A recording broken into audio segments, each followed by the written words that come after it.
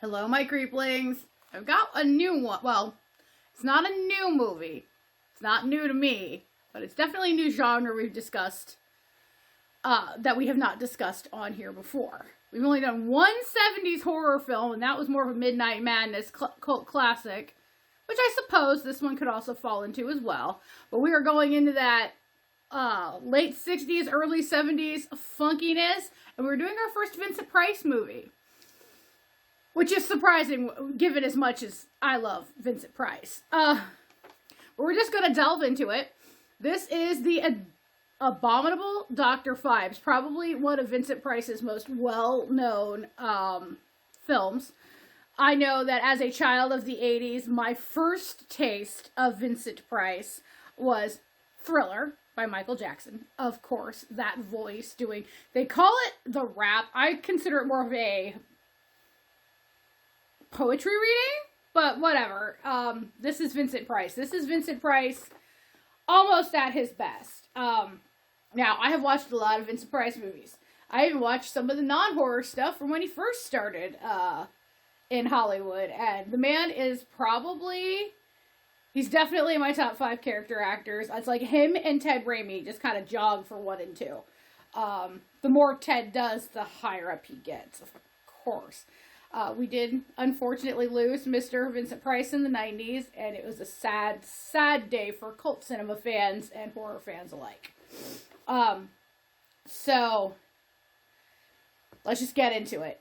This is the Abominable Dr. Phibes, directed by Robert Faust. Robert, it's F-U-E-S-T. I'm assuming it's Faust, because it's not Fierst. There's no R there. Anyway, written by James Whitten and William Goldstein.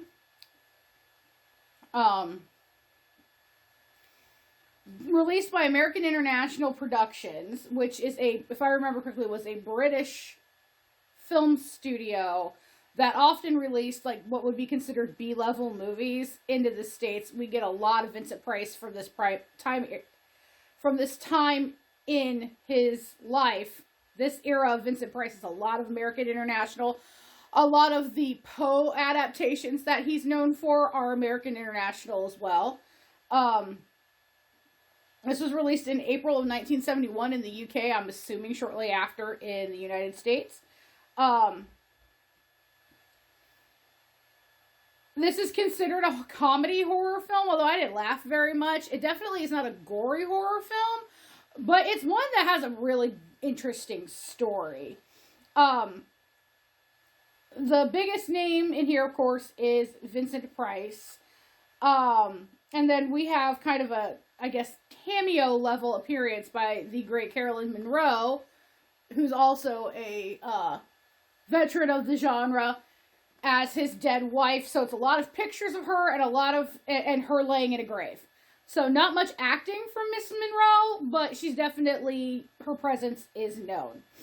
So this movie takes place in the 20s, but was filmed in the late 60s, early 70s.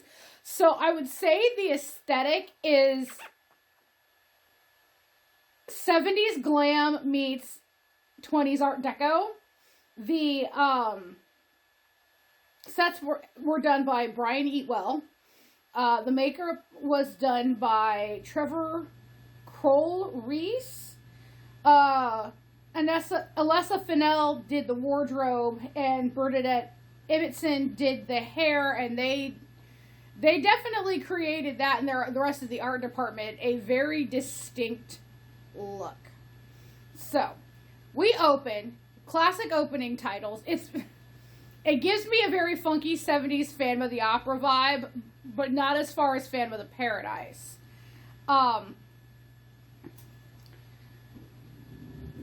Vincent Price plays Dr. Anton Phibes. Now, he is a concert organist who has doctorates in both music and theology. This comes in later. He is believed to have been killed in a car crash in Switzerland in 1921 because he was racing home because he heard of the death of his wife, Victoria, during surgery. Now, Phibes survived the crash, but he's horribly scarred. He's left unable to speak. He goes into hiding for years. And he remakes his face with prosthetics, which is why Vincent Price looks like crap throughout the whole thing, because it's supposed to be a 20s, 30s level of prosthetic. And he doesn't speak much, but when he does, it is the performance of performances. Because he did find a way of using acoustics to regain his voice in a way. Now, he resurfaces in London. It's 1925, so that's the year this takes place.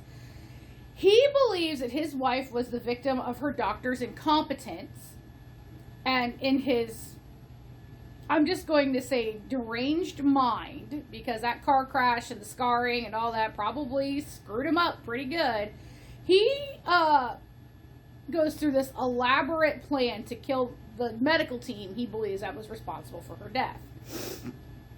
Now, he has a sidekick, Volnavia, I don't know how you pronounce it. She's silent, but she's stunning. She is played by Virginia North in this one. Now, there was a sequel called Dr. Phibes Rises Again. The character returns, but it's a different actress. She does a lot of the attempting. She's his assistant. She swans about in very elaborate costumes. She dances with the doctor at one point. She's very much eye candy who's capable. But the fact that it is a completely silent performance is very interesting to me. So, he uses the 10 plagues of Egypt, which I am not a biblical scholar. I do not know that much about these, but from the Old Testament, as inspiration to get rid of this medical team. The first death that we see is death by bats. Now, I think they used the wrong bats. They managed to drop a cage of these flying foxes, the fruit bats, into this guy's bedroom via skylight. And they pretty much peck and scratch him to death, I guess. But from what I understand about flying foxes, they'd rather not attack a human being. Now, I understand being kind of freaked out. You wake up and there's this bat on your chest, but they're so damn cute. So unless he was covered in honey or laid out on a bed of pineapple, I don't see why they would attack him like that. But anyway, that is one of the plagues. It's plagues by bats. The second death is not shown but talked about on screen between the two detectives is stung to death by bees. I would have loved to have seen that. But then again, with the primitive special effects that they, makeup effects they had back then, this was, pre, I think, Dick Smith and The Exorcist. This was before that.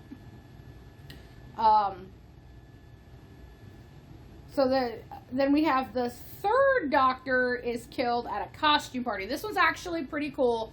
There's a very low gore factor in this one, but some of the setups are very proto-Saw. So I'm wondering if, Lee Winnell and Darren Lynn Bousman and all those directors that were involved in the Saw franchise had maybe seen Dr. Phibes and kind of had some fun with the idea. But this third doctor is killed by a full overhead mask of a frog, because the third plague is frogs, with a really neat clockwork style clasp on the back that just slowly tightens, and he gets his head crushed. In a modern day retelling of that, we probably would have seen a lot more gore, but it was creative. I'll give Dr. Phibes that one. That was a creative interpretation of the frog plague.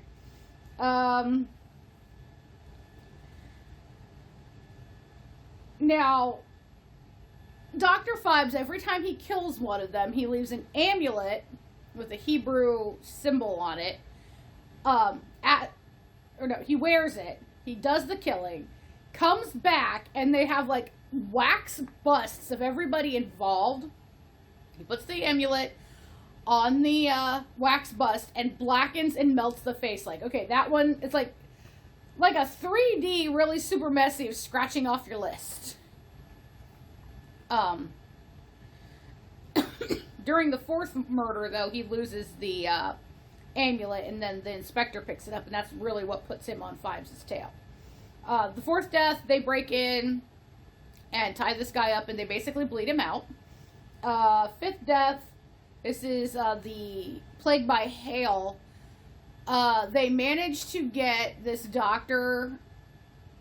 They fake a car accident on the side of the road, knock out the chauffeur, and this doctor is imprisoned in the back of his car and frozen to death with a kind of portable hail machine. Very interesting. The sixth death is the curse of the plague of rats. They let rats go in this guy's little prop job plane that he's driving, and he ends up crashing his plane. And they're sitting there on the hilltop watching it with a telescope, and just Vincent Price is just generally hamming it up. It's actually really good.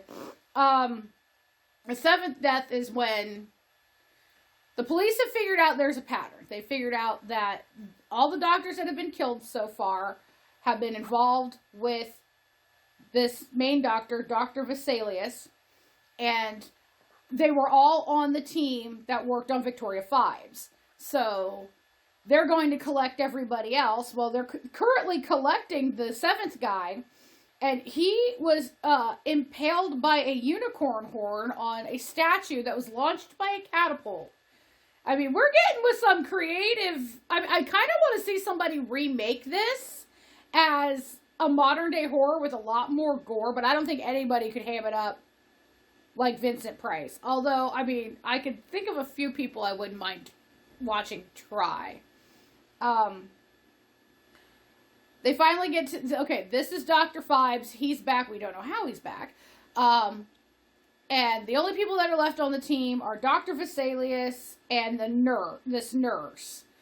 So they go to the hospital that this nurse is working at, and they're like, no one leaves the hospital. You go to your room, take a sleep. She's like, I don't know how you expect me to sleep knowing someone's probably going to kill me. You take a sleeping pill. Well, Dr. Phibes, when they had gotten into the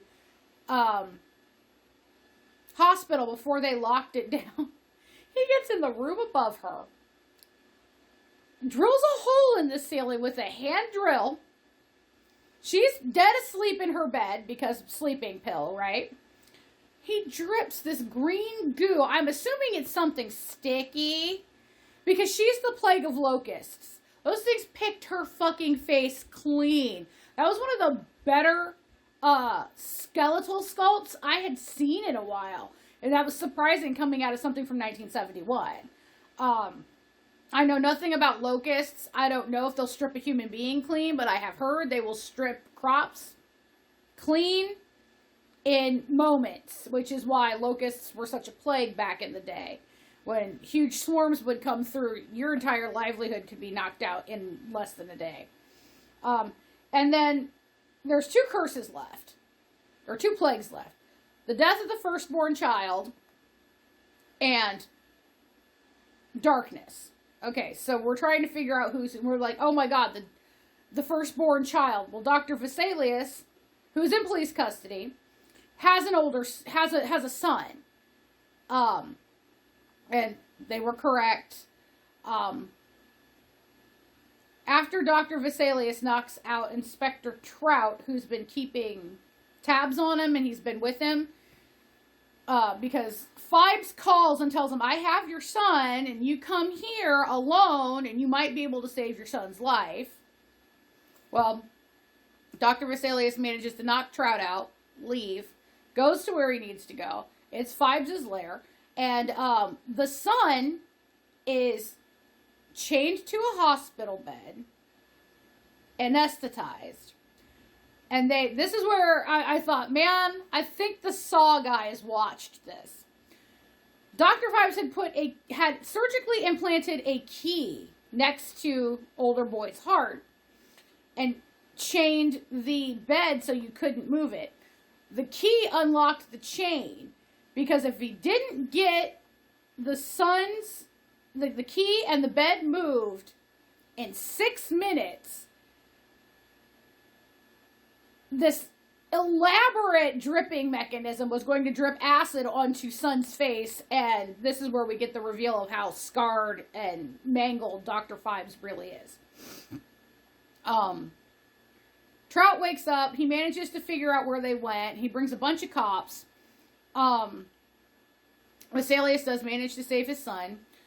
Unfortunately, Volnavia gets the acid instead, and Dr. Phibes has withdrawn. They can't find him because he has his wife's body in a glass double casket in the floor of this lair. He's going to take the curse of darkness. So he self-embalms after redoing his prosthetics and everything. Basically, he gets into the coffin, sets up a self-embalming station, and they get kind of, I don't remember if it came up out of the floor or just the floor opened up, but either way, they are entombed in the floor of this lair, and that's how it ends. It is a hoot and a holler.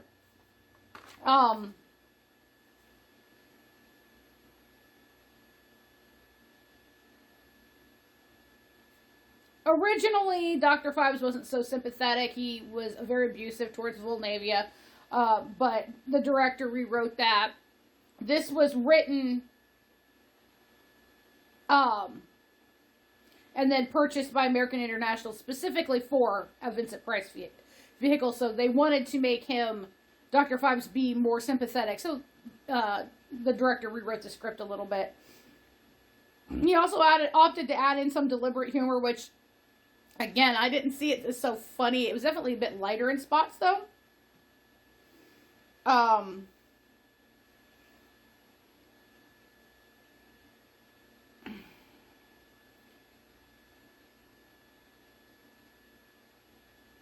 Peter Cushing was originally going to be Dr. Vesalius, which I would have, oh my god, that would have been wonderful.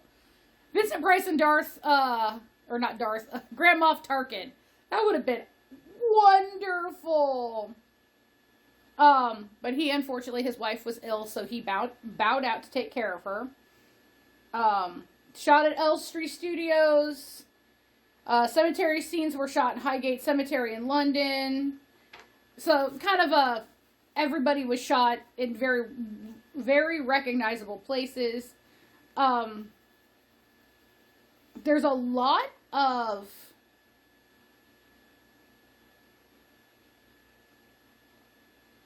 old music in here. So if you like, One for My Baby and One More for the Road and Somewhere Over the Rainbow done in a jazzy style, you're going to love the soundtrack for this.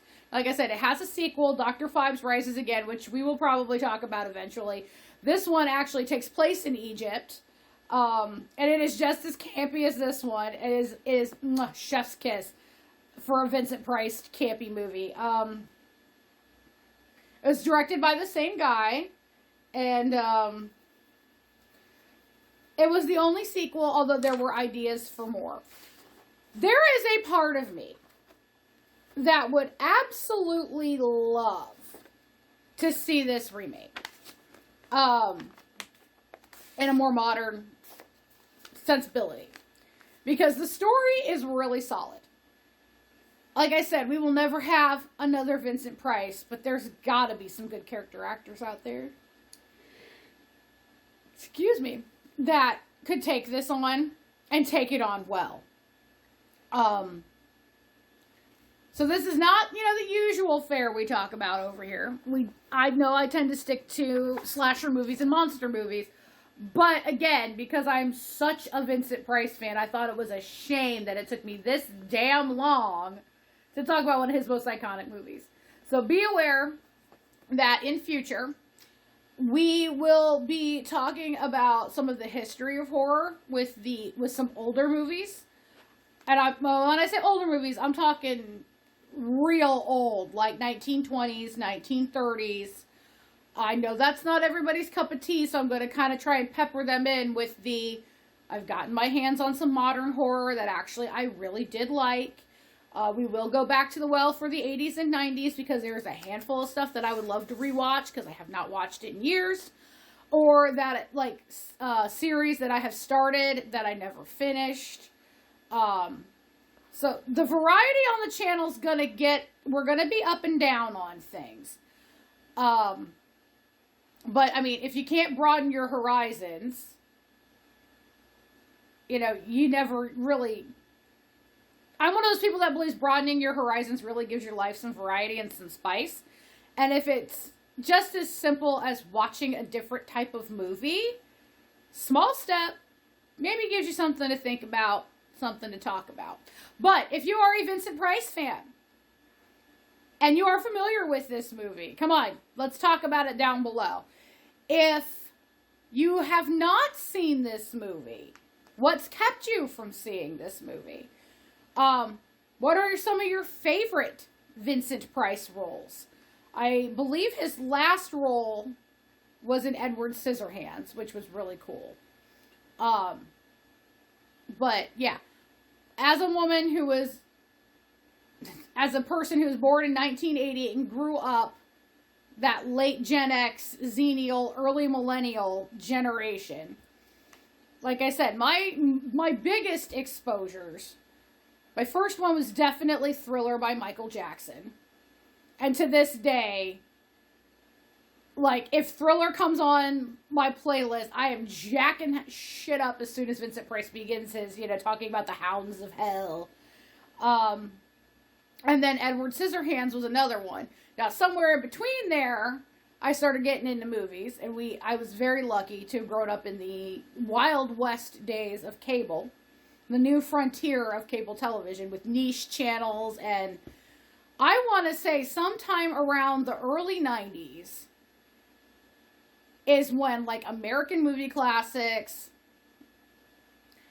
some of the local channels, like the Fox affiliates and stuff, would run these things, you know, as, like, basically Insomniac Theater, as I call it. And that may have been an actual thing. Don't quote me on that. That might have been where I picked it up. It might have been, like, I don't know. But the term Insomniac Theater is not created by me. I just don't remember where I picked it up. So I'm not saying it's my thing, but I use it.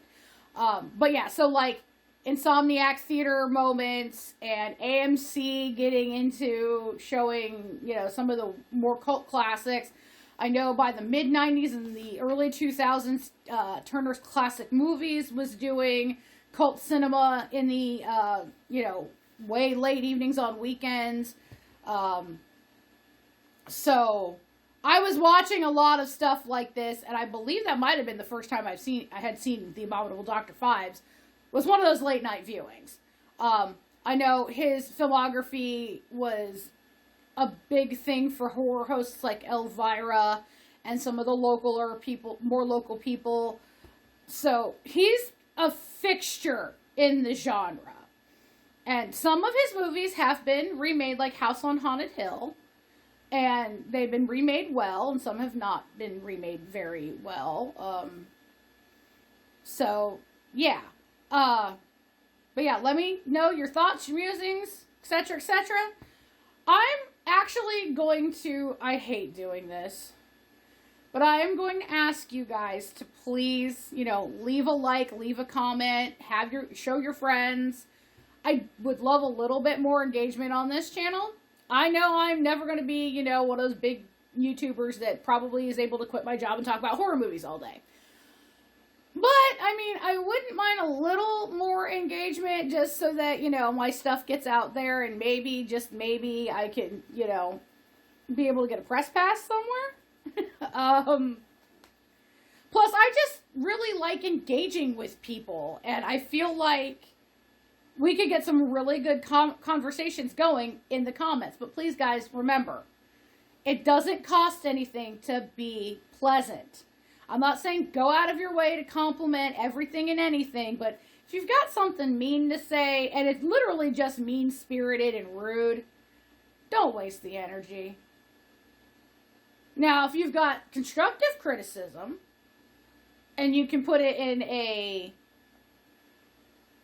meaningful, impactful way, by all means. Because I know I ramble. I'm really trying hard not to do that. I know sometimes seeing the notes is not very professional, but I really don't have a place to set up a whiteboard behind the camera. Yet. Might be changing the setup up here in the next year or so. I'm not sure yet. You know, again, if you want to recommend movies, please do so. Because I've not even begun to scratch the surface of the genre. From now till back, you know, early days, television, now made for streaming, major theatrical releases. But I think I've got some fun stuff coming up. Like I said, we're going to bounce around decades and styles and genres. We might get into some more supernatural, suspenseful things. I think I've got some fun stuff coming up, though. But on that note, I've rambled on enough. Talked about my love for Vincent Price, and I will definitely be bringing more Vincent Price into things, especially if I decide to talk about the late, great William Castle. Because without William Castle, we probably wouldn't have a few things that we have that are tropes now. So, on that note, like I said, I've rambled enough, and I've got some movies to watch. So, I'm just going to say it. Good night, my creeplings, and say it with me. I'll see you next time. Bye.